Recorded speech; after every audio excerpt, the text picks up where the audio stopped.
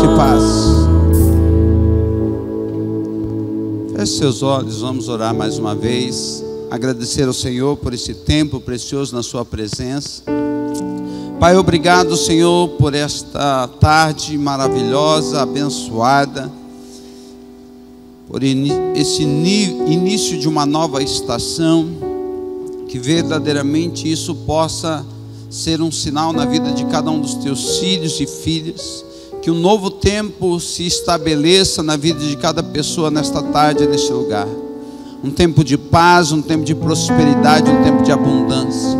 Que o teu nome seja exaltado hoje e sempre em e através de cada pessoa neste lugar, Pai. Que a tua palavra tenha livre acesso aos nossos corações. Que tudo aquilo que não provém de ti seja dissipado e a verdade de Deus seja estabelecida. Em nome de Jesus. Amém. É uma alegria estar aqui na casa do Senhor. E neste ano de 2016 nós temos como tema o ano da reforma. Diga, o ano da reforma. Quem aqui já fez uma reforma na sua casa aí? Fazer reforma não é fácil, né? Eu tive uma experiência de uma vez de fazer uma reforma com a família dentro de casa. Meu Jesus, foi a primeira e a última. Então, mas quando a gente pensa em reforma, quando a gente está fazendo a reforma, não é fácil, mas o final, né? Quando você conclui e você vê a obra acabada, aí você fala, puxa, valeu a pena, né? Como o nosso apóstolo já bem disse aqui, reformar é formar de novo. E o maior reformador de todos os tempos que houve em todo o tempo da humanidade sobre a face da terra, sem dúvida alguma, foi Jesus Cristo. Se você estuda, se você lê a história, se você lê os grandes nomes da história que passaram, e alguns já se foram, outros ainda estão vivos, mas sem sombra de dúvida, Jesus, ele se tornou o maior reformador de todos os tempos. A história se dividiu em antes e depois de Cristo. E eu quero falar sobre o Sermão da Montanha, o Sermão do Monte, que está registrado em 3 capítulos da Bíblia, Mateus capítulos 5, 6 e 7. Fica tranquilo que eu não vou pregar nos 3 capítulos. Eu já disse que esses 3 capítulos, provavelmente se eu for ministrar, o ano todo a gente tem assunto para ministrar em cima simplesmente desses 3 capítulos. E em algumas das minhas pregações aqui eu já disse que qualquer cristão que colocar em prática o que está escrito nesses 3 capítulos, você vai ser de fato um cristão autêntico, verdadeiro, se você colocar em prática isso, se você cumprir os ensinamentos que Jesus deixou aqui nesses 3 capítulos. Mas o encerramento desse discurso, e nós vamos começar pelo fim, não pelo começo, Mateus 7, lá nos 2 últimos versículos de Mateus capítulo 7, versículos 24 e 25, aliás, estou aqui no 6, 28 e 29, 28, 7 e 28, 28, é o 28, agora apareceu 28, está tendo delay, eu falo aqui até chegar lá dá um delay, então demora. Ao concluir Jesus esse discurso, as multidões se maravilhavam da sua doutrina. Próximo. Porque as ensinava como tendo autoridade, diga autoridade, e não como os escribas. Então, tem uma tradução que diz que as multidões ficaram atônitas, perplexas, exatamente porque, por conta da maneira como Jesus ensinavam? Por que elas ficaram atônitas? Por que elas ficaram perplexas? Por que elas ficaram admiradas? Por que elas ficaram assim tão espantadas com o discurso desse homem? Porque afinal de contas, essa mesma multidão era uma multidão que com certeza frequentava as sinagogas nos sábados, iam ouvir os escribas, os doutores da lei, e sabia como eles as ensinavam, e da maneira como elas eram ensinadas por esses homens, mas aquilo não gerava nenhum tipo de impacto na vida delas, não gerava nenhum tipo de mudança na vida delas, era um continuismo constante. E de repente, aquele jovem, próximo dos seus 30 anos, traz esse discurso que as impacta. E a pergunta é: que discurso é esse? O que Jesus de fato falou para que eles ficassem tão admirados?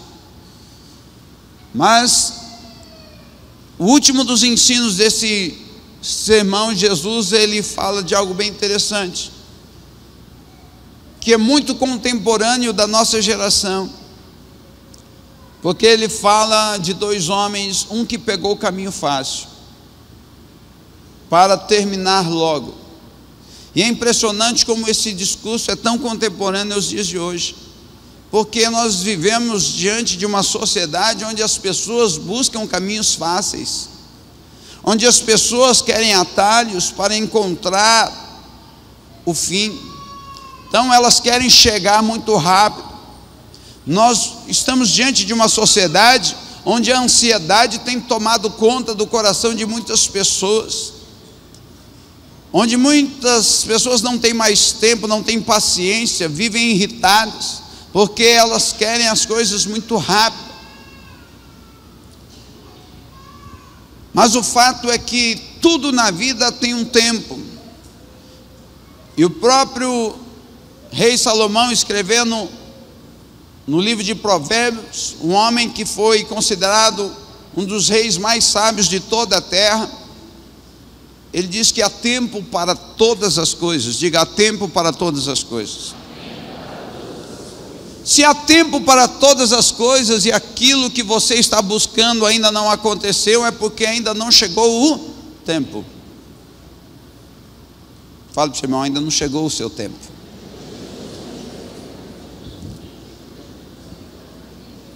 E as pessoas, elas buscam isso, buscam caminhos rápidos, elas querem chegar ao objetivo final muito rápido. Mas em contrapartida, Jesus também falou de um homem que demorou, mas ele construiu algo muito sólido. E quando as dificuldades vieram, ele conseguiu se manter em pé. E Jesus dá o exemplo de duas casas no final desse sermão. Mas ele usa esses dois exemplos falando sobre aquele que ouve a palavra e pratica, e dando o exemplo daquele também que ouve a palavra e não pratica. Isso mostra que crescimento leva tempo. Diga: crescimento leva tempo. Nenhuma criança nasce, sai da maternidade ali, a mãe sai da maternidade e fala: agora cresce meu filho, e no outro dia ele tem 18 anos. Não vai acontecer isso. Não adianta você ficar falando: cresce, cresce. As mães querem que os filhos cresçam muito rápido, e quando eles chegam na idade adulta, elas falam: que saudade de quando ele era pequenininho. Não é assim, mães? Não é assim, pais? Se eu soubesse que ele ia crescer tão rápido, quantas vezes já ouvi isso de muitas mães e pais? Se eu soubesse. Não, você sabia. A questão é que às vezes a gente se perde no tempo. Muitas pessoas, elas vivem ou no futuro ou no passado, mas não vivem o presente, e é por isso que elas são infelizes. A infelicidade, ela está pautada em não ter um coração grato, não ter gratidão diante de tudo aquilo que você já tem e possui. A infelicidade, ela está pautada exatamente em você sempre querer mais e não estar contente com aquilo que Deus já lhe deu. E Jesus, ele começa o seu sermão exatamente falando sobre felicidade. Diga felicidade.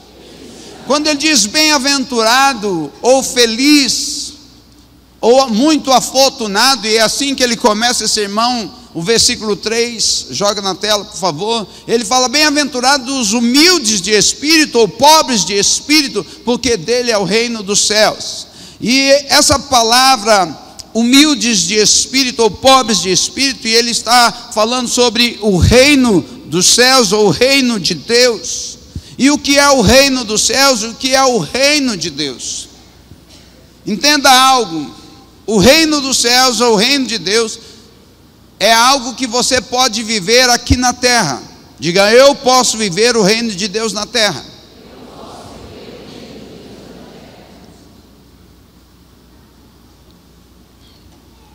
Então, quando nós pensamos nisso, sobre viver o reino de Deus na terra, o entendimento que precisamos ser ampliados é que o reino de Deus não é um estado geográfico, não é uma situação geográfica. O reino de Deus não está, o próprio Jesus diz, o reino de Deus não está ali ou aqui, não é uma coisa física. O reino de Deus, na verdade, é uma atmosfera. Diga atmosfera. Quem já, eu acredito que todos aqui já tiveram aquele dia que parece que você viveu o dia de inferno na sua vida, ou o dia de cão, né, como alguns chamam. Todos nós já passamos isso. Aquele dia que é um dia infernal na sua vida, parece que os céus é de bronze, está fechado, tudo dá errado, e parece que o inferno está sobre a sua cabeça. Quantos já viveram isso? Se você não viveu, você não é dessa terra, então você é um ET, né? Então, porque todo mundo que é gente, que está habitando no planeta Terra, que é um ser humano, com certeza já viveu essa realidade. Então esse dia de cão, esse dia de inferno, toda essa situação que você viveu, nunca foi um estado físico, isso é uma atmosfera. Diga atmosfera. Então aquela atmosfera infernal, ela veio sobre você. Então o que você viveu? O inferno. Mas o que Jesus estava propondo e o que Jesus estava dizendo é que você pode viver essa atmosfera do céu todo dia. Diga todo dia. É uma questão de decisão. Fala decisão. Quem é o teu Senhor? Quem é aquele que governa a tua vida? Quem é aquele que reina sobre você? Se você está embutido dentro do reino de Deus ou o reino dos céus, quando Jesus fala sobre o reino, ele está falando que esse reino tem um rei, tem uma autoridade superior que governa sobre esse reino.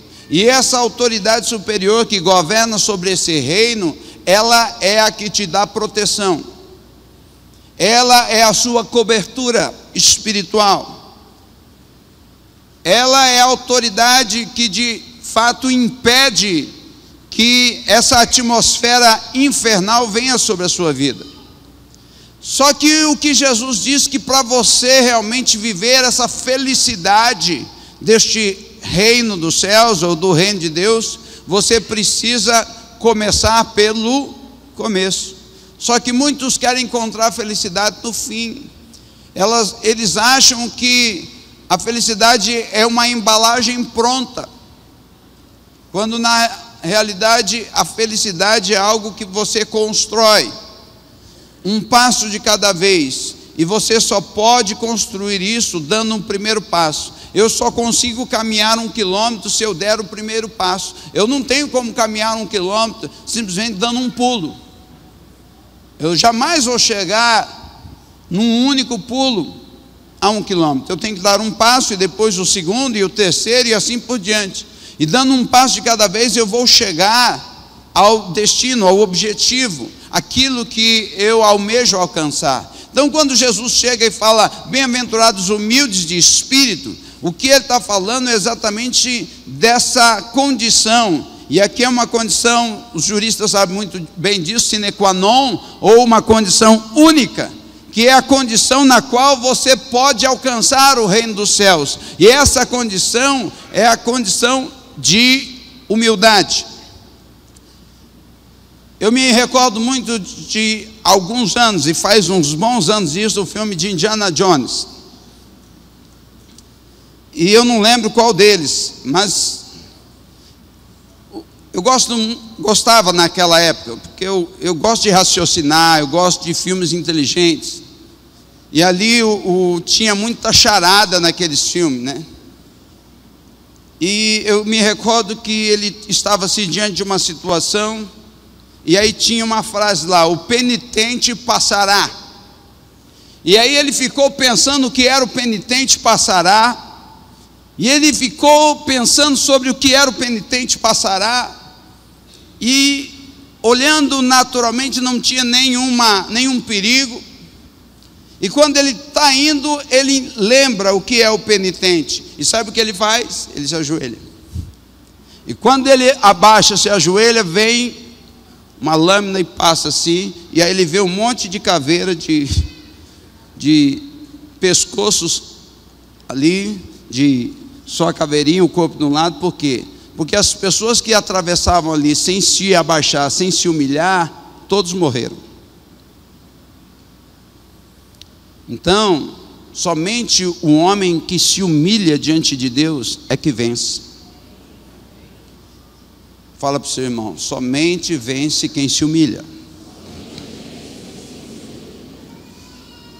E é exatamente isso que Jesus está falando. Você quer ser feliz?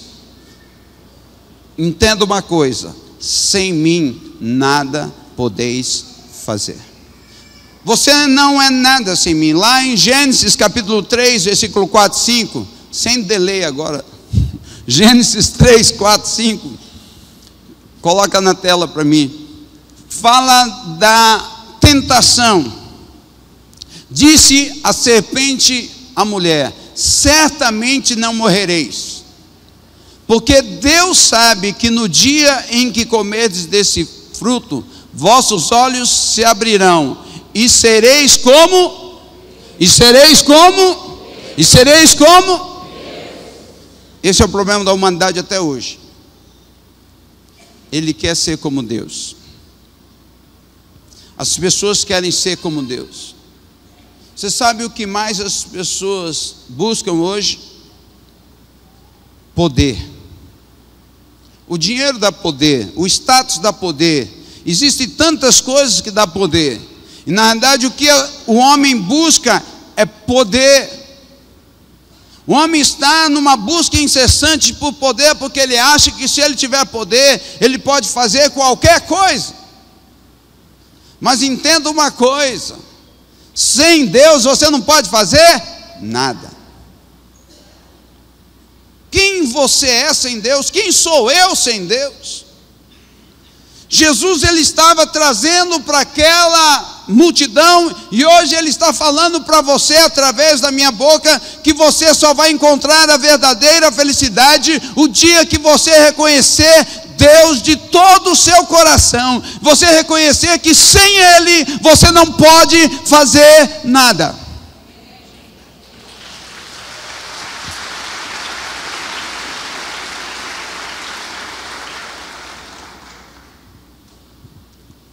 Nós temos na Bíblia um homem chamado Nabucodonosor. Esse homem foi um dos maiores conquistadores do mundo antigo. Ele conquistou muitos povos, muitas nações, subjugou muitas nações, e depois de ter essa grande conquista, fez os jardins suspensos lá na Babilônia, uma das 7 maravilhas do mundo. E um dia estava no palácio dele, bateu no peito e disse: não é esta a grande Babilônia que eu edifiquei com a força do meu braço? E quando ele bateu no peito e começou a falar isso, a Bíblia diz, está lá em Daniel capítulo 4, veio uma voz do céu dizendo: passou de ti o reino. E aquele homem foi pastar que nem boi, comer capim. Ficou louco, cresceu pelo, cresceu unha e ficou comendo capim. Sabe por quê? Porque ele achou que era ele que podia fazer todas as coisas. Mas um ano antes, Deus mandou o profeta avisá-lo, para que ele se humilhasse. E o que era se humilhar? Era reconhecer que sem Deus ele não é nada. Entenda que a humildade que Deus quer no meu coração e no seu, nada mais é do que o reconhecimento no seu coração, que tudo que eu e você temos vem da parte de Deus. Davi, o grande rei Davi, quando ele vai fazer uma grande oferta, e ele faz uma grande oferta mesmo, ele faz uma oração dizendo: Senhor, tudo vem de ti, e nós somente devolvemos aquilo que o Senhor nos dá. Esse tem que ser o meu entendimento e o seu. Jó, quando era um homem rico, ele tinha gratidão no coração a Deus. E no único dia ele perdeu tudo, além de perder toda a riqueza, ele ainda perdeu os 10 filhos que morreram. E quando ele recebe a notícia que num único dia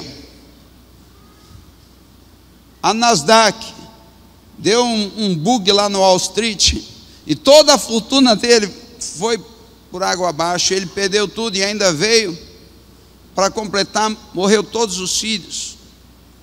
Qual foi a frase de Jó? Ele não falou: perdi tudo. Como eu já disse aqui, daquelas pessoas que moram na favela, que vivem reclamando que não tem nada, até o dia que dá uma chuva lá, só terra a casinha dele, e depois que ele perde a casinha, ele fala assim: perdi tudo. Como perdeu tudo? Ontem falou que não tinha nada. Então tem muita gente assim, só vive reclamando, mas quando vem um revés na vida, ele começa a falar que perdeu alguma coisa. Jó, quando perdeu tudo, sabe o que ele disse?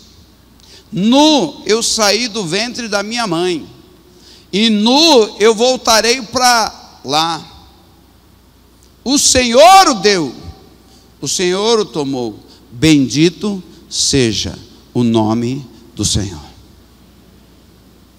É o entendimento de que tudo vem de Deus, é o entendimento de gratidão. Mas o fato é que Jó não continuou na miséria, pobre. Jó não ficou desfilhado. Passado um certo tempo, Jó se tornou um homem, o dobro da riqueza que ele possuía, ele voltou a ter. E ele teve novamente mais 10 filhos, e as 3 filhas mais lindas de todo o Oriente foram as filhas de Jó. Por quê? Diga: gratidão. Um homem que aprendeu, apesar das dificuldades, das tribulações, das situações. Uma das coisas que nós temos que aprender, quando você estiver passando pelo furacão, pelo tufão, pela tsunami, quando você estiver passando por situações adversas, feche a sua boca, não murmure e dá glória a Deus. Diga para o seu irmão: feche a sua boca, não murmure e dá glória a Deus. Então esse é um fato que nós precisamos vivenciar. Então, se você está aqui nesta tarde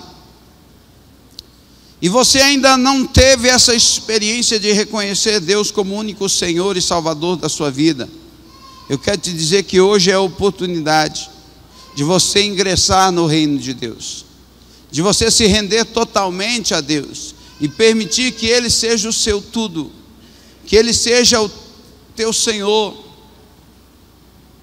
A única coisa que você precisa é reconhecer Ele como Senhor e Salvador da sua vida.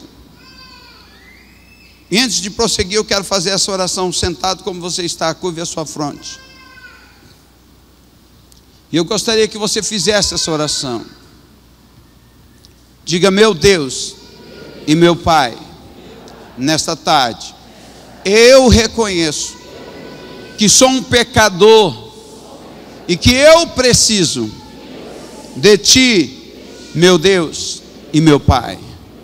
Me ajuda cada dia nos meus passos. Eu sei que eu preciso de Ti. Eu te peço que verdadeiramente o Espírito Santo me ajude na minha caminhada. Eu declaro que Jesus Cristo é o único e suficiente Senhor e Salvador da minha vida, e que a partir de hoje eu caminharei com Ele no meu coração. Eu te agradeço no nome poderoso de Jesus Cristo. Amém. Então quero te dizer que é simples assim. É simples você ingressar no reino de Deus e sair da atmosfera infernal e entrar na atmosfera celestial, no reino de Deus, no reino dos céus. Mas estar no reino dos céus, estar no reino de Deus, implica em você vivenciar as verdades desta palavra. Jesus, ele continua no seu sermão dizendo, no versículo 4 do capítulo 5: bem-aventurados que choram, porque eles serão consolados. E chorar é um sentimento. Geralmente um homem e uma mulher que chora é porque algo tocou a sua alma de tal forma que gerou uma decepção, uma tristeza, uma angústia, alguma situação afetou as suas emoções de tal maneira que a pessoa se expressa em choro. E chorar faz parte de eu ser gente. Chorar faz parte de eu ser um humano. E existem muitas pessoas que não choram. Esses dias eu encontrei uma prima minha, e que hoje ela se converteu, e ela tem tido muitas dificuldades na caminhada cristã dela, de se submeter. Embora ela queira, ela tem tido dificuldades de vencer determinadas situações na vida dela. E ela compartilhando comigo, falando das dificuldades que ela estava enfrentando para vencer alguns tipos de vícios ainda que persistiam na vida dela. E eu me recordo da minha adolescência e da minha infância, porque minha mãe era uma mulher muito mansa, para não dizer o contrário. Então, se ela olhasse torto para você, você já podia assinar sua sentença de morte. E eu vi muitas vezes minha mãe surrando essa prima minha, e essa prima minha não derramava uma lágrima, e se mantinha firme, peitando a minha mãe. E aí aquilo enfurecia cada vez mais a minha mãe, e aí ela apanhava mais ainda. E a minha pergunta é: o que isso levou ela? Aonde levou? Hoje é uma mulher traumatizada, ferida, marcada, machucada. Por quê? Porque não deixou expressar a sua dor, os seus sentimentos. Quem sabe você que está aqui nessa tarde, você passou por algum tipo de dor, algum tipo de decepção, algum tipo de frustração. Quem sabe você até foi abusado, quem sabe emocional, físico, sexualmente. E você, por conta às vezes desse agressor, e por conta dessa pessoa às vezes ser mais forte que você, mandou você se calar, mandou você engolir o choro, engolir o seu sentimento, e você de alguma forma aprisionou esses sentimentos dentro de você, e até hoje você não consegue se expressar. Quem sabe numa sala de aula, um professor te humilhou ali, diante de todos os alunos. A vontade que você tinha era de chorar, de expressar os seus sentimentos, mas você, às vezes envergonhado pela classe, você conteve. Mas até hoje você está com esse choro contido dentro de você. Até hoje você está aprisionado por conta disso. E quem sabe por conta desse episódio lá da sua infância ou da sua adolescência, você está sofrendo situações e circunstâncias até hoje. Quem sabe você olha para o seu comportamento hoje e você se pergunta: por que eu sou assim? Eu quero te dizer que tudo o que você é hoje é resultado do que aconteceu com você ontem. E se você não resolver esse passado, você não tem como construir um futuro de felicidade. Por isso, quando Jesus disse: bem-aventurados que choram, eles serão consolados, Ele está falando que nós precisamos ter a liberdade para expressar as nossas emoções. Você precisa encontrar essa verdadeira liberdade de poder chorar diante de uma sociedade totalmente machista que vivemos, onde os pais diziam: homem não chora. E muitos homens foram criados com esse jargão. Muitos homens até hoje têm sofrido.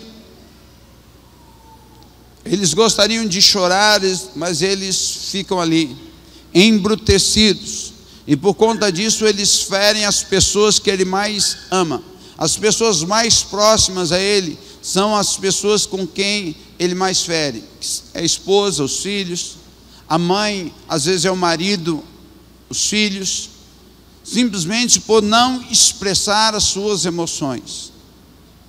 Hoje Jesus quer te curar. Hoje Jesus quer te libertar. Quero convidar você a se colocar em pé.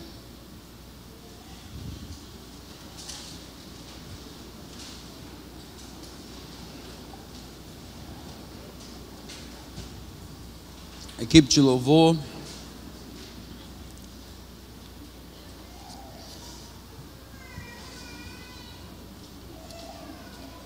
Quem sabe você pensa: eu não tive onde chorar.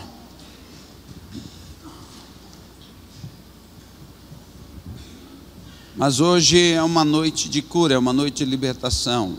É uma noite onde você pode ser reformado no seu interior. Onde o maior reformador de todos os tempos, Jesus, está aqui para reformar a tua vida, para mudar a tua história. Você só pode ter um final abençoado a partir do momento que você permite que o maior reformador de todos os tempos entre na tua história, entre na tua vida.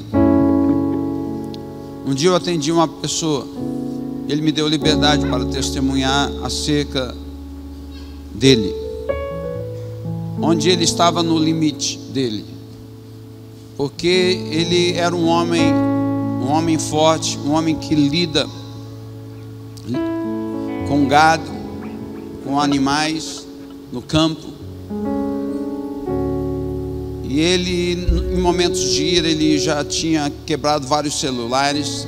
Em momentos de ira, ele já tinha chutado cavalo, boi, chutado poste. E nesses momentos de ira, ele estava agredindo a esposa. E ele veio chorando me procurar e falou: eu não aguento mais, eu preciso de ajuda. Conversei com ele por um tempo, investiguei um pouco a vida dele, e depois de conversarmos e ele me relatar algumas partes da história dele, ele me contou 3 episódios de uma ira reprimida que havia ficado na infância dele, e que era o causador desse problema hoje, nos dias atuais. Um dia ele entrou com os pés sujos dentro da sua casa. Ele era uma criança, franzina na época, e quando a mãe viu aquilo, disse que havia um corredor muito grande entre a porta da sala ali, a sala e a cozinha, e a mãe deu um tapa tão forte nele que ele caiu sentado e foi escorregando, foi batendo no armário na cozinha. E ele ficou muito apavorado com aquilo e assustado, porque sua mãe não era uma mulher agressiva, e aquilo chocou ele. Segundo fato foi que o seu pai um dia, seu pai era o homem mais agressivo, e por conta dele ser uma criança um pouco arteira, o pai pegou e aprisionou ele e amarrou ele com correntes fora, como se fosse um escravo num tronco. E começou a escurecer e ele estava lá, ele morava na fazenda. Ele começou a ficar com medo dos animais, e o pai deixou ele lá a tarde toda amarrado ali. E se a mãe não fosse ali interceder, ele ficaria aquela noite ali. E por fim a mãe foi lá e tirou ele. E a terceira situação, um dia ele estava, um senhor capataz que trabalhava ali na fazenda, estava carneando, salgando a carne, e estava pendurando, e esse senhor estava na escada e pediu para ele entregar a carne salgada para que o homem pudesse pendurar no varal para secar. E ele foi passando a carne, e uma dessas carnes escorregou, caiu no chão com terra. Esse homem desceu, pegou aquela carne, esfregou mais ainda no chão com aquela terra, esfregou na cara dele, xingou tudo ele e mandou ele embora. Esses 3 momentos de ira na vida dele fez com que ele retivesse essa ira. E quando ele se tornou um homem adulto, o que estava dentro dele? Nunca mais. Quando eu era pequeno, as pessoas, elas podiam me humilhar, elas podiam fazer, mas agora ninguém mais vai fazer isso comigo. E todas as vezes que ele se sentia ameaçado, humilhado, ele revidava. Fosse por um cavalo, fosse por uma vaca, fosse por uma pessoa. E ele já estava perdendo o controle. Mas quando ele entendeu onde estava a raiz do problema, e ele pôde perdoar o pai, pôde perdoar a mãe, e pôde perdoar esse outro homem agressor, ele foi livre. Hoje ele não mora em Campo Grande, mora no interior, mas todas as vezes que ele vem aqui visitar Campo Grande, ele vem na igreja, me dá um abraço, está muito feliz. O casamento está abençoado e as coisas funcionaram para ele. Mas por quê? Porque ele aprendeu que ele precisava perdoar e ele precisava chorar a dor dele. Aquele dia ele chorou a dor dele. Eu não sei se você já chorou a sua dor, mas esta noite é a oportunidade que Deus está te dando para você chorar a sua dor. Enquanto a equipe de louvor estiver ministrando, você pode vir diante do altar, porque o maior reformador de todos os tempos está aqui para consolar você e colher as suas lágrimas. Pode vir.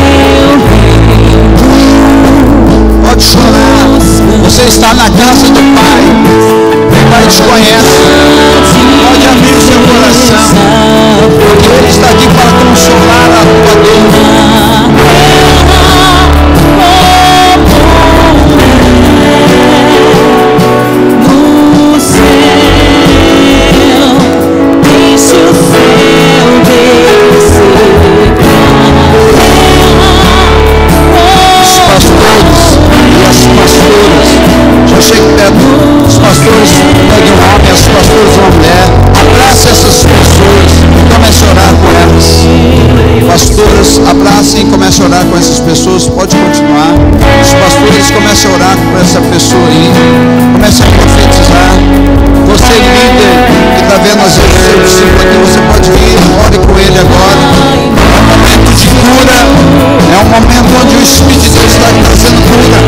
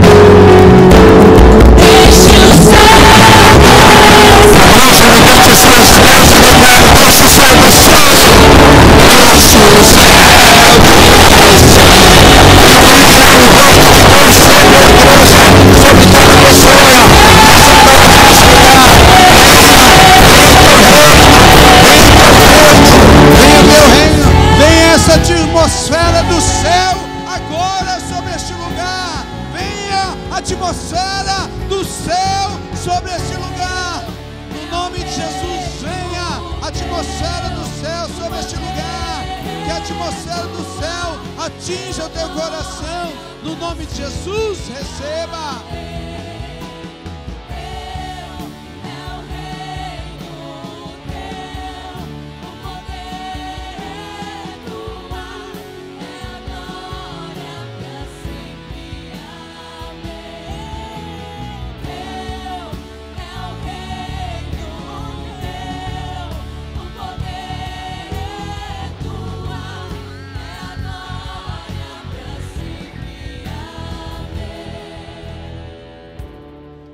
Continue com suas mãos levantadas, igreja. Há uma atmosfera dos céus nesse lugar. Se renda diante dele. Ouça o que eu vou dizer. O Espírito Santo vai te visitar ainda esta noite. E você vai lembrar de um fato que agora você não está lembrando. Mas ele vai te lembrar de um fato. E quando ele te lembrar desse fato lá na sua casa, se renda ao Espírito de Deus e se derrame diante dele em choro. Libere o perdão àquela pessoa que precisa ser perdoada. E abençoe ele. Mas derrame, chore a tua dor. Você precisa chorar a tua dor. Pai, no nome de Jesus, eu quero colocar diante de ti cada pessoa, Senhor, que está neste lugar, Senhor, diante dessa atmosfera celestial, diante dessa atmosfera do reino dos céus, do reino de Deus neste lugar. Pai, eu peço-te que o Senhor visite cada pessoa, cada homem, cada mulher, cada jovem, cada adolescente, cada criança, seja visitada pela tua glória, pela tua presença. Em o nome de Jesus, receba a doce e maravilhosa presença do Espírito de Deus. Receba essa atmosfera celestial sobre a sua vida, que você possa se render diante do Rei dos Reis, Senhor dos Senhores, que você possa realmente exprimir os seus sentimentos, derramar-se diante do Senhor e verdadeiramente encontrar o verdadeiro Consolador, porque o verdadeiro consolo vem da parte do Senhor. O Senhor é aquele que te consola, o Senhor é aquele que te conforta. Pai, eu abençoo cada um dos teus filhos e filhas, no nome de Jesus. Amém. aplauda ao Senhor.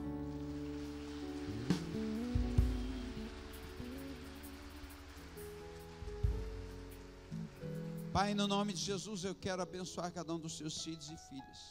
Guarde, livre e proteja-os. Leve-os em paz para os seus lares, guardados e protegidos pela tua mão de poder. Senhor, que eles tenham uma semana abençoadíssima, que eles possam realmente ser protegidos no retorno para o seu lar, ó Pai, e que eles tenham uma semana de vitória no nome de Jesus. Amém. Deus abençoe vocês, beijo no coração.